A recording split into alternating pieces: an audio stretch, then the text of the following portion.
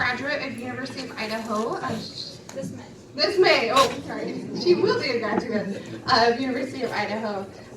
She has spent the last 2 years with her thesis looking at adoption practices in Whitman County of cover crops and alternative crops.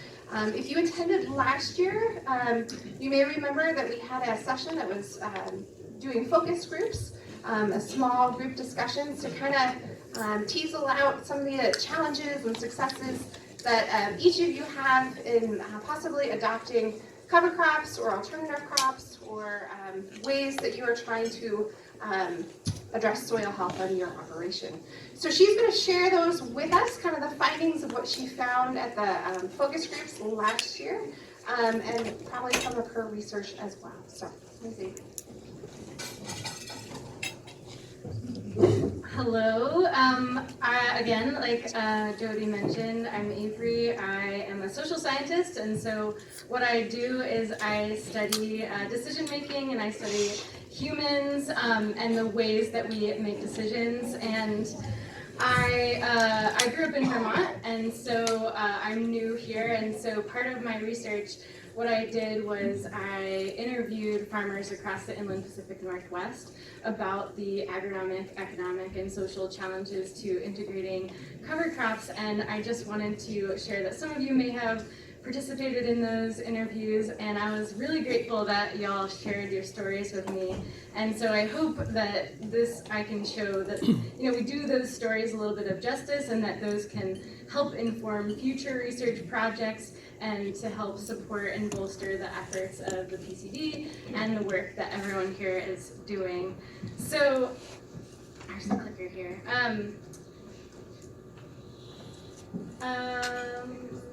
Okay, great. So we understand there to be a lot of research coming from the Midwest. There's widespread promotion of cover crops, and we also understand, what I found was that there's a lot of challenges, right? Economic, of course, I don't need to cover those as much. Agronomic and social. This practice isn't mainstream in the Pacific Northwest. And so what we wanted to find out from these focus groups is what it would take to integrate cover crops, what resources are needed to help support the people that are doing it, and then to keep the momentum going and to build these conversations about alternative practices in this region. And we do focus groups for all of the good reasons that we're here today. They're a qualitative social science method used to explore people's knowledge, to provide some context for the region, to provide information about what people experience on the ground. What are farmers actually doing? What are producers talking about? And how are they seeing the ways to overcome those barriers? And they provide greater attention to the context of the region. So we know that producers use different management strategies, and we want to hear from farmers about how they're doing it. And we also know that local perspectives guide local solutions. So how can we bring that research back, consolidate it, and deliver it back to the people that might be able to adjust some of those government programs or provide some of those economic, but also those social incentives for moving forward and getting this work on the ground. And so some of you may, I forgot to do that as I was talking. So some of you may remember that we took you all out of these rooms, and for 30 minutes we got to discuss, we asked 3 questions. What is the difference between an alternative and a cover crop? And what are the primary reasons for using a cover crop? And what would it take to integrate or promote? And so some of these questions may sound a little bit redundant, but we think about how people perceive or use cover crops versus alternative crops. Sometimes those things can be different. So we want to make sure that we're being really precise in how we're recommending solutions and strategies for maybe weed, pest, or disease management. And we had 61 participants, and we had 8 different focus groups. And if anyone was in the basement, in the big group, we had, I think, 3 or 4 groups in there. You remember, it was kind of hectic and chaotic. But out of that chaos and the noise came some interesting themes. And I think what I'm really happy to share is that this is why we're here today. And what I heard from Richard this morning is that it's kind of like a family reunion, and that we hear a lot about these values, that farmers are stewards of the land and that they want to share their information, that we want to be a part of this wider network. And across all of those groups, what I heard, and my job is to consolidate all of that information. And so what I did was I listened to the recordings of those focus groups, and then I wrote down tons of notes, and then I grouped them into themes. And this idea of collaboration and information sharing across groups, landowners, crop advisors, producers, and university researchers is something that people want to see more of and they want to be a part of.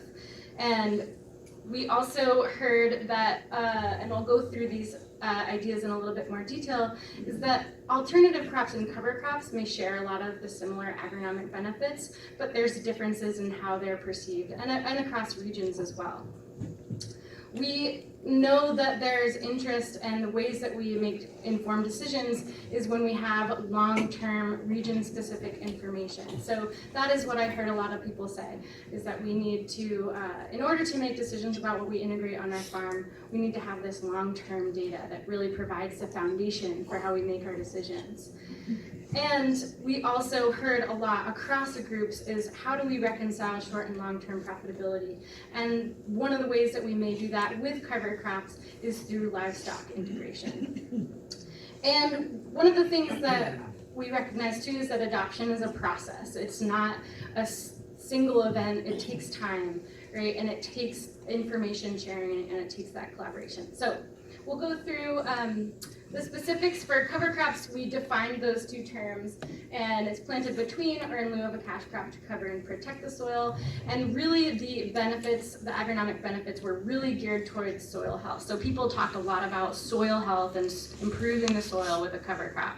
With alternative crops, right, we hear a lot of the purpose of being a non-traditional cash crop grown for niche or alternative markets, and the primary purpose is to lengthen rotations or increase crop diversity.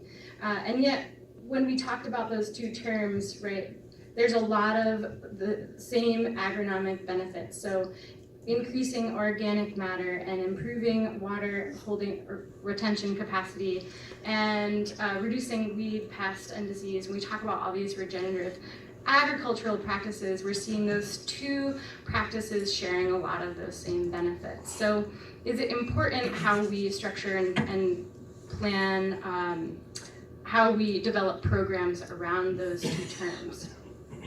And this may differ by region too. So a winter pea in one area may be perceived of as a cover crop, and there may not be a lot of short-term economic viability associated with that practice, versus in another region it may be considered an alternative crop, and it may have more efficacy in a different place. So what would it take to integrate a cover crop? And again, we recognize these economic, social, and agronomic factors. So for economic factors, we talked about the need, or I heard a lot about people talking about cost benefit analysis. What is it going to cost me to experiment with this practice? What is the cost of the seed, the inputs? What are the cost sharing options, right? It's a new practice. It's not mainstream in this region. And there's a lot of uncertainty about crop insurance. So I think we'll hear more of that today, how to reduce that risk or uncertainty around this practice. And agronomic benefits. So these results are really hard to see. I know we heard from Mike Nestor and remind me of Bob. What's his name? Rob? Okay, great, Rob. We saw those tangible benefits, those really visual benefits. We saw those roots. We saw about that having some benefits. But what is the impact on things like pH or the microbial activity, the stuff that you can't see above the ground? What I heard is that people really want to know what's happening beneath the surface. Someone said, we're feeding the subterranean herd, right? It's the livestock above the ground, but it's also the subterranean herd. So what are the benefits of cover crops? And then what are the best management practices for my current operation, as it might differ across the region, and it's going to differ across my field. And then things like, of course, seed availability, where are the options for me, and what is the best type of equipment to use. There's also something to acknowledge is the historical use. So cover crops have been used here in the past. How can we use that historical information moving forward and know that people have generations of knowledge embedded in the land and embedded in their stories, and how can we use that moving forward? We need to see the successes, but also hear about the results that may be deemed a failure, right? Sharing that information. And then local support. So it's all those pieces together. I heard someone talk about the three-legged stool metaphor, right? Agronomic information, economic information, and then social support, right? Where is that information coming from, and are there other people doing it in the region? And one crop producer in one of our focus groups said this. So, proven tangible benefits in this area. You know, I think this area struggles. We always look to the Midwest, but with totally different things that work out there. You see these programs that are tailored to the Midwest, and then we try and just transpose them into the Pacific Northwest, and they don't work. And then everyone just writes it off. And I think we need proven successes, and maybe over a long term would be another big thing. So emphasizing that long-term and region-specific data, and also those programs, those government programs that might be more centered and based off of the local agronomic, economic, and social conditions. And we all have heard interest and talked about the viability of livestock integration in association with cover crops. And what are the needs for that too? So agronomic, right? We know that the fencing and the infrastructure for that has been removed from this area. But what are the resources that we need to maybe see that and support that moving forward? And it's, you know, what do we need? We need fencing, water. How do we get water out there? What are the species of cover crops that really fit best and can give me a healthy cow? And then, you know, grazing times and markets, of course. So, and then the economic side of that.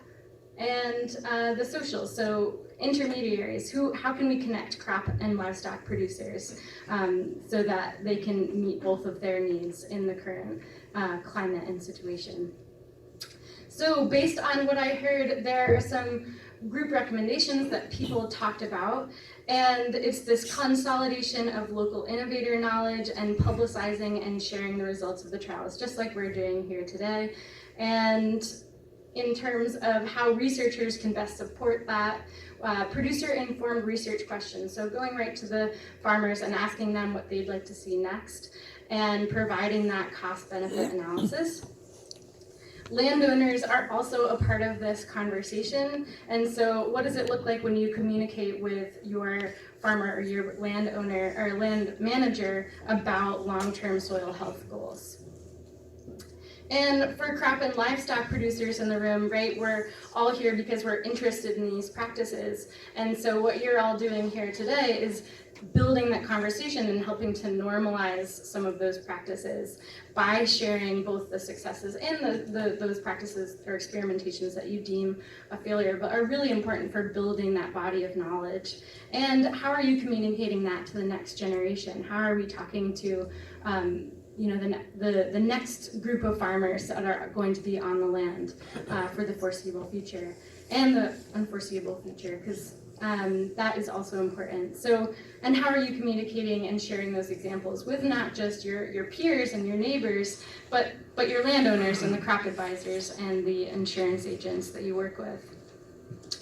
There was also talk about how we incentivize this practice for crop advisors, and I think we heard a lot from Mike Nestor about the value of building those relationships with the people that you work with, and how do we communicate about soil health goals based on what people are doing already and what's working for them and their unique operation and their unique goals. And then policymakers. So simplifying and streamlining these programs to fit the unique economic, social, and cultural values of the region. This is something that I heard in my interviews as well. Of course we want to meet our economic goals, but there is also value to understanding the social and cultural norms of the region and what really makes sense for the people here that are driven by this collaboration and information exchange. And so this last quote really highlights this. Okay, looking at all these different problems, how can I address those problems with the tools that are out there? Because each farm is different, and if we just say, okay, these are the best things that worked in the Palouse, that might not address what I need to do for my situation, my financial situation, my soils, or whatever it is. Looking at it as a farming system, it's a complex system, right? People are going to be in different stages of life, and they're going to have different things that they're thinking about at any one time. So how can we meet people where they are and provide the resources for them? And I think that this bolsters and supports the efforts of the Palouse Conservation District, but also the people that are in this room sharing that information. And then, of course, there are challenges, right? So I'm an objective third party that I come in here and I ask you to tell me all these stories, and I welcome the opportunity for people to tell me if I got something wrong or if there's something that you'd like to add. So feel free to come and talk to me about the way that we're doing things and the way we could do things moving forward. And then we also recognize that this shifts. So our conversations from last year might be different than the conversations that we're having this year. And I think hopefully that the efforts from our focus groups can help to direct those next conversations. And when we understand those barriers and when we understand how to overcome them from the people that are actually doing them, that's how we can use our collective action as a community to move forward and see the things that we want for our families and the next generation. And then just a reminder that we had multiple perspectives in the room. So trying to consolidate all of that information is challenging. And again, if you have questions and you'd like to talk to me about any of these findings and where they're going, I welcome that. And I also really want to send a sincere thank you to PCD for having us partner with you and do this research. And then also all of the people that participated, the crop and livestock producers, landowners, crop advisors. You shared your stories, and I hope we can deliver that information in just a way that is helpful for you. So welcome any questions. My information is up there, and you'll see in your packets that you have kind of a summary of those results, and you're welcome to contact me if you have any questions. So thanks.